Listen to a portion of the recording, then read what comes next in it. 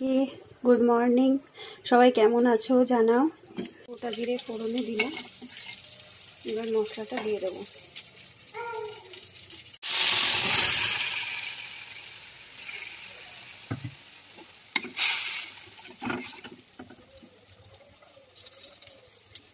মশলাটা দিয়ে দিলাম, আদা রসুন কাঁচা লঙ্কা, আদা টমেটো আর কাঁচা লঙ্কা আছে। এবার আমি এটার মধ্যে আমি আলু আর টমেটো দিয়ে দিই।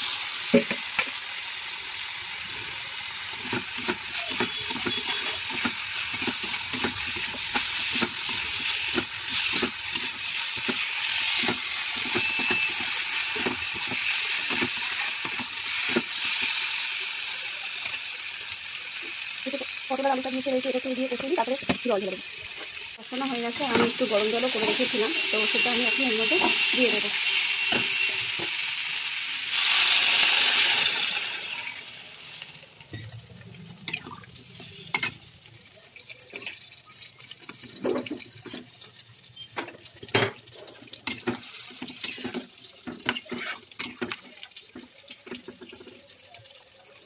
এটা একটু ঢাকা দিয়ে দেবো, একটু ফুটো, এটা সিদ্ধ হয়ে যাবে। পটল আর আলুটা সিম করে দিলাম।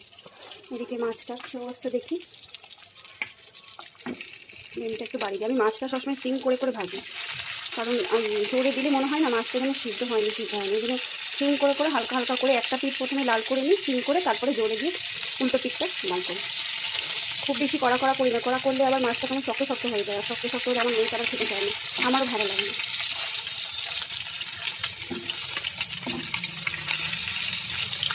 এবার আলু পটলের তরকারিটা বসিয়ে দিয়েছি, এবার আমি মাছের মশলাটা বেটে নেব।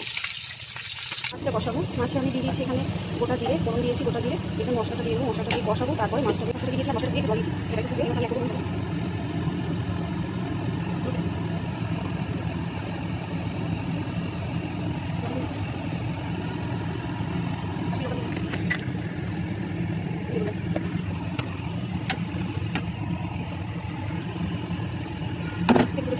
সেগুলো ভাজে দিয়েছি, তো সেগুলো আমি এখন এই কষার মধ্যে দিয়ে দেবো। অসুবিধা নেই, একটা সময় আমার মাংস তখন আলু কেউ ভাজি কেউ ভাজি না, আবার কোনো সময় না ভেজে দিলেও কিন্তু সেটা ভালো লাগে। তো আমি তাকে ভুলে গেছি, তো পানি আমি আলুটা ভেঙে দিয়েছি, সেগুলো হয়ে যাবে। ভাজে একটু দিয়ে দিচ্ছি, তারপরে মাছ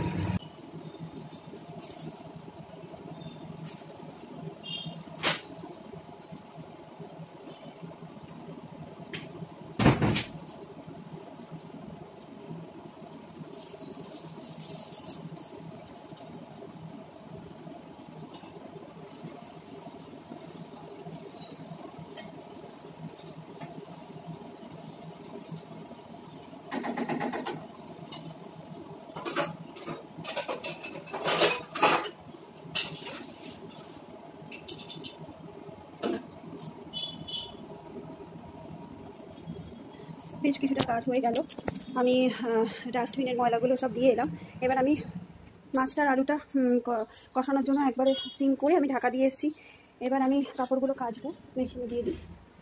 ওদিকে রান্নার মতো হোক, আর এদিকে আমি কাজগুলো সেরে নিই।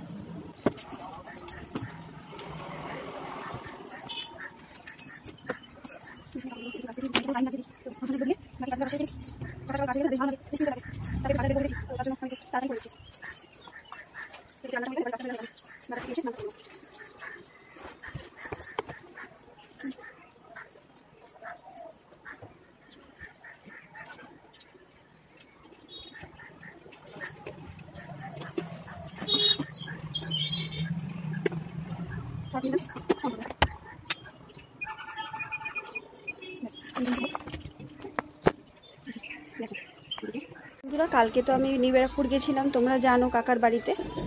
তো আমার যে ফুল কাকা, যে গাছের পরিচর্যা করতে খুব ভালোবাসে, তোমাদেরকে দেখাতে পারলাম না সেইভাবে, কিন্তু প্রচুর গাছ আছে। তো বৃষ্টির সময় তো ওই জন্য আর ভেতর দিকে ঢুকলাম না। তো দেখো, আমি ফুল কাকার কাছ থেকে কালকে একটা জবা গাছের ডাল নিয়ে এসেছি। তো সেটা পিস পিস করে এরকমভাবে ছোট ছোট করে কাটিং করে দিয়েছে কাকা। বললো যে তুই টবের মধ্যে খালি এরকমভাবে পুঁতে দিবি, তো কিছুদিন পর সেটা হয়ে যাবে। এখন এই গাছগুলোতে তোমার এরকম পাতা আছে, দেখো এরকম পাতা আছে, পাতাগুলো তো শুকিয়ে যাবে, আর তারপরে তোমার নতুন করে পাতা আবার হবে। আশা করি গাছগুলো খুব সুন্দরভাবে হবে। আরও কিছু ডাল আছে, ওগুলো আমি আবার ওগুলো নতুন করে মাটি দিয়ে পুঁতবো আবার। এখন এই কটাই পুঁতেছি।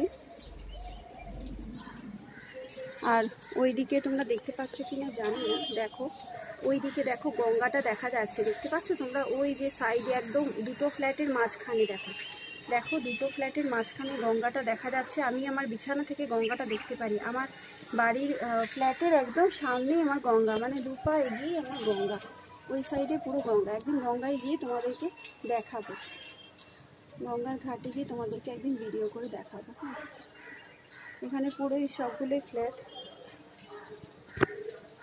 আমার বাড়ি থেকে বেলুর মঠ খুব একটা দূরে নয়, একদমই কাছে। তো বেশ কিছুটা কাজ সেরে ফেললাম। এবার আমি একটু দেখবো এখানে, আগে ফার্স্ট দেখবো আমি পটল আলু তরকারিটার কি অবস্থা।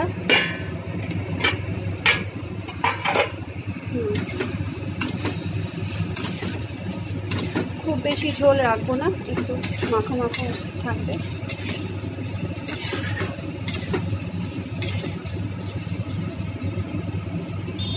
আলু পটল খুব ভালো করে সিদ্ধ হয়ে গেছে, এটা প্রায় হয়ে গেছে। এবার আমি মাছের ঝোলটা দেখবো কি অবস্থা হয়ে আছে।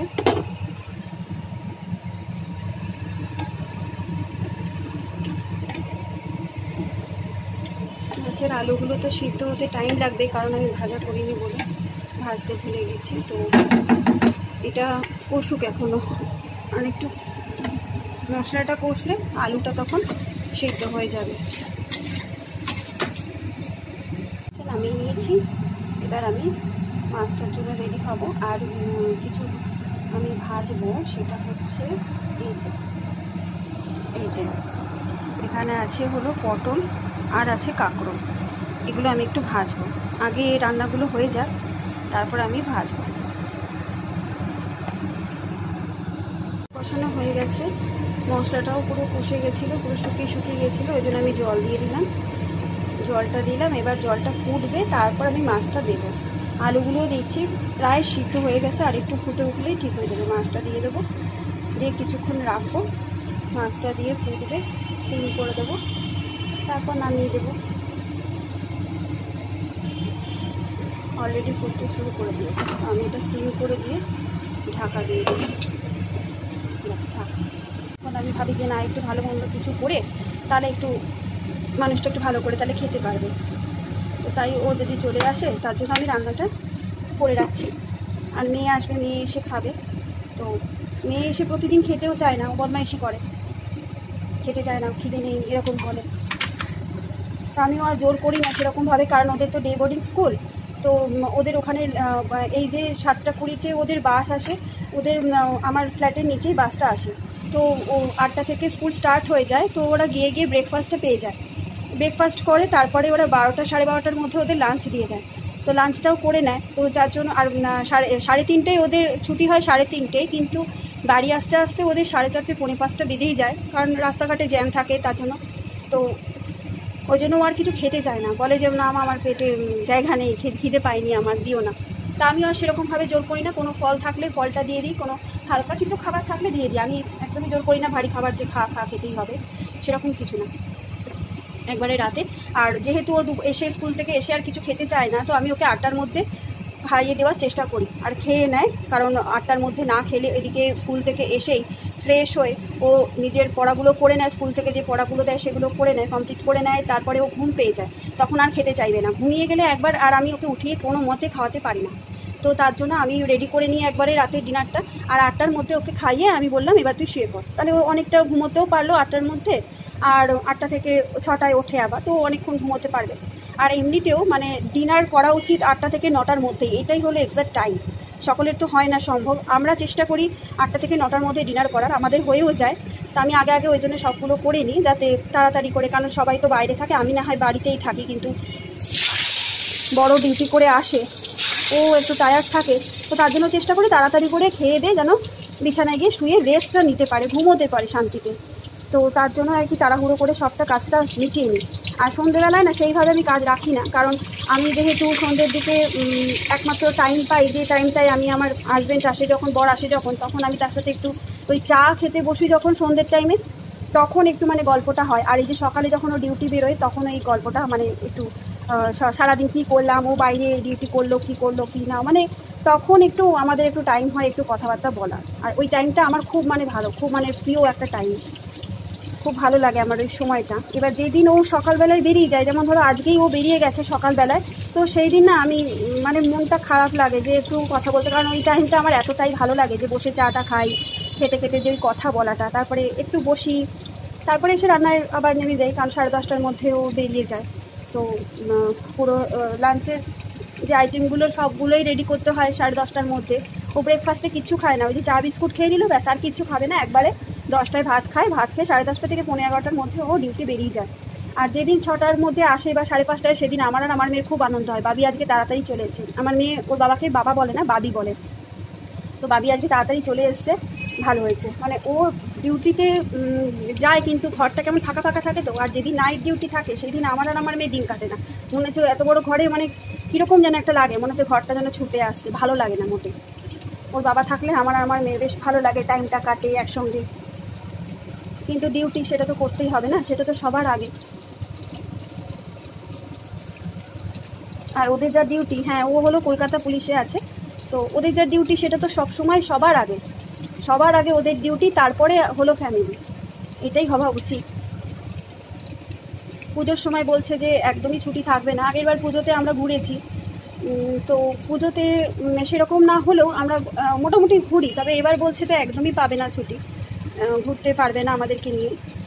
তো কারণ পুজোর সময় বুঝতেই পারছো সবাই মানে পুলিশের ডিউটিটা সবথেকে বড় থাকে, কারণ অত লোকজন, প্যান্ডেলে অত ভিড় থাকে, সেখানে তো পুলিশদেরকে দরকারই না, তো ওই জন্য ঘুরতে পারবে না এইবার পুজোটাতে।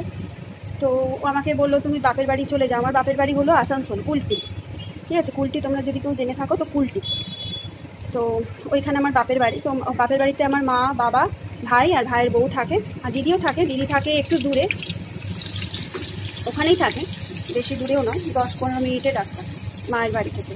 তো সেখানে যেতে বলেছে, কিন্তু আমার মন হলেও বা সেরকমভাবে মানে হচ্ছে না, কারণ হলো আমি ভাবছি যে আমি যদি যাই এখান থেকে, কারণ আমার এখান থেকে আমার বাপের বাড়ি অনেকটাই রাস্তা, 4-5 ঘন্টা লেগে যায় আমার কুলটি যেতে।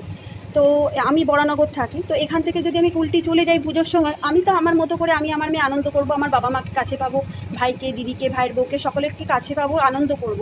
কিন্তু আমার বর যে ডিউটি করবে, সে যখন ডিউটি সেরে রাত 1টা, 1:30, 12টা যখন আসবে, তখন তো ঘরটা ফাঁকা থাকবে, তাই না? আমার যেমনি ঘর ফাঁকা থাকলে আমার যেমনি কষ্ট হয়, আমার যেমনি খারাপ লাগে, যে একাকিত্ব লাগে একটা, তেমনি ওরও তো লাগবে যে মেয়েটার জন্য কষ্ট হবে পুজোর দিনে। তো আমার এই জিনিসটা ভেবে না তখন আমার আর ভালো লাগে না যে না ওকে ছেড়ে আমি যাব না। আমার মনে হয় ঠিক আছে আমি এখানেই থাকবো। আর আমার এখানে আমার মামার বাড়ি এখানে, মাসির বাড়ি এখানে। আমার বললাম যে কালকে নিউ ব্যারাকপুরে আমার কাকারা থাকে, কাকার ছেলে মেয়েরা থাকে, তো ওইখানে গেলে আমি মানে সত্যি খুব আনন্দ হই, কারণ খুব মানে মনটা খুব ভালো হয়ে যায়। আমি নিউ ব্যারাকপুর যখন যাই আমার মনটা ভীষণভাবে ভালো হয়ে যায়, কারণ এতগুলো ভাই বোন, তারপরে সবথেকে বড় কথা আমাদের কাকাগুলো কিন্তু যে রাগী টাইপের কাকা একদমই নয়, আমাদের কাকারা প্রচণ্ড ফ্র্যাঙ্ক, প্রচণ্ড ইয়ার্কি ঠাট্টা করে। তো আমার ওই জন্য ভীষণ ভালো লাগে। আর কাকিমারাও ভীষণ, মানে আমাদের যে মা তুল্য কিন্তু আমাদের মানে একদম বন্ধুর মতো হয়ে গেছে, যেহেতু আমরা এত বড় হয়ে গেছি। আগে বোনেরা যখন ছোট ছিল তখন একটু অসুবিধা হতো যে একদম ছোট, কিন্তু এখন তো সব সমবয়সী হয়ে গেছে প্রায় বলা যায়, মানে যেহেতু বড় হয়ে গেছে, এত আনন্দ হয় না, মানে খুব ভালো লাগে। আর আমার মেয়ে আর আমার কাকার মেয়ের ডিফারেন্সটা খুব বেশি নয়, মানে আমার যে ছোটো বোনটা কালকে দেখালাম তোমাদেরকে ভিডিওতে, শ্রেষ্ঠা, তো ও আমার মেয়ে বেশি দিনের ছোট বড় নয়, তো ওরা দুজনেও বেশ ভালো খাপ খেয়ে যায়। আর আমরা এদিকে বোনেরা খুব ভালো একটা সময় কাটাই। সত্যি বলছি আমার ভীষণ ভালো লাগে ওইখানে টাইম কাটাতে, ভীষণ ভালো লাগে। ওই জন্য আমার বড় বলে যে তুমি একটু নিউ ব্যারাকপুরে যাও, যখনই মনে হয় যে না আমার একটু শরীরটা ভালো নেই কি মন ভালো নেই, তখনই আমার বর বলে তুমি চলে যাও একটু 2 দিন ওখানে গিয়ে কাটিয়ে এসো। আমি যাই ওখানে কাটি, কারণ বাপের বাড়িতে আমার অনেকটাই দূর, মন খারাপ লাগে। মা বাবা যখন ভিডিও কলে কথা বলি তখন সত্যি ভীষণ মনটা খারাপ লাগে, বাপের বাড়ি যেতে কান্না ভালো লাগে বল। কিন্তু আমার তো সেটা সম্ভব হয় না, কারণ মেয়ের স্কুল অ্যাবসেন্ট করা যাবে না, ও অ্যাবসেন্ট কোনো মতে করতে চায় না, এটা করাটা উচিতও নয় আমিও জানি, কিন্তু কখনো করতে হয় তো ও করতে চায় না। যদি শরীরটা খারাপ না হয় তাহলে ও করে না। শরীরটা খারাপ হলে, তখন জ্বর এসেছিল কিছুদিন আগে, মেয়ের শরীরটা কদিন ধরেই একদমই খারাপ যাচ্ছিল, এখনও ঠান্ডা লেগে আছে, ওর প্রচণ্ড কাশিও আছে, অ্যালার্জি হয়েছিল কিছুদিন আগে, তখন অ্যাবসেন্ট হয়েছিল, তারপর জ্বর এলো তখন অ্যাবসেন্ট ছিল, এই করে অ্যাবসেন্ট পুরো হয়ে যাচ্ছে। ওই জন্য আর এক্সট্রা করে আর ও একদমই অ্যাবসেন্ট করতে চায় না, আমিও করতে দিই না। তো কালকে ওর জন্মদিন, কালকে বলছিলাম আমি যে না কালকের দিনটায় যাস না, তাহলে দুপুরবেলায় একটু একটা নতুন জামা পরে একটু 5 রকম ভাজা দিয়ে একটু ভালো করে সাজিয়ে ওকে সাজিয়ে গুছিয়ে খাবার দিলে পরিবেশন করলে খুব পছন্দ করে। তো কালকে যেহেতু জন্মদিন একটু পুজো দিতে যাব, তো এগুলো ভেবেছিলাম, কিন্তু ওর বাবা বললো যে না তুমি ওকে অ্যাবসেন্ট করিও না, কারণ অ্যাবসেন্ট করতে ও চাইছে না, ম্যামেরা বকে। তো আমি বললাম ঠিক আছে তুমি স্কুলে যাও, তুমি স্কুল থেকে ও স্কুলে মানে বাস আসবে তোমার 7:20 মধ্যে বাস চলে আসে, তার আগে আমি পুজো দিয়ে ওকে আমি আমাদের এখানে সিদ্ধেশ্বরী মা আছে, লোকনাথ বাবা মন্দির আছে, আমি দুটো মন্দিরে পুজো দিয়ে দেবো, দিয়ে তারপরে আমি ওকে ওই মায়ের পায়ের ফুল বাবার আশীর্বাদ সব দিয়ে প্রসাদ খাইয়ে তারপর আমি ওকে স্কুল পাঠাবো। এটাই আমি কালকে ভেবে রেখেছি যে কালকে আমাকে অনেক সকালে উঠতে হবে, কারণ মেয়েটা আমার স্কুল চলে যাবে। তো তার আগে চেষ্টা করব না, আমাকে করতেই হবে যে পুজোটা দিয়ে এসে আমি মা সিদ্ধেশ্বরী লোকনাথ বাবার আশীর্বাদটা যেন ওর মাথায় দিয়ে তারপরে ও যেন কালকে ওর দিনটা শুরু করতে পারে, এটাই আমার ইচ্ছা আছে। দেখো এদিকে রোদ হচ্ছে, প্রচুর রোদ, কিন্তু রোদও আছে, কিন্তু দেখো মেঘটা দেখো পুরো কালো হয়ে এসছে, পুরো কালো হয়ে এসছে। জানি না বৃষ্টি হয়তো হবে, কিন্তু আমার মনে হচ্ছে সেইভাবে হবে না, কারণ এত রোদ আছে, সেইভাবে হবে না।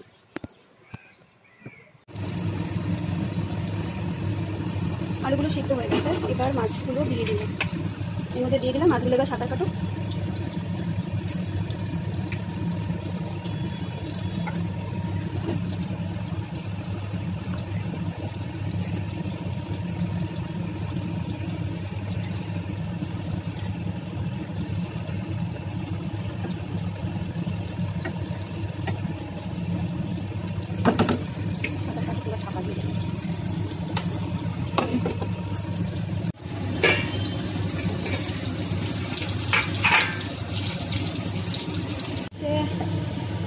রান্না কমপ্লিট হয়ে গেল, ভাতটা পরে বসাবো, একটু বাজার করে আসি তারপরে ভাতটা বসাবো। অফ করে দিলাম গ্যাস, ঢাকা দিয়ে দিলাম।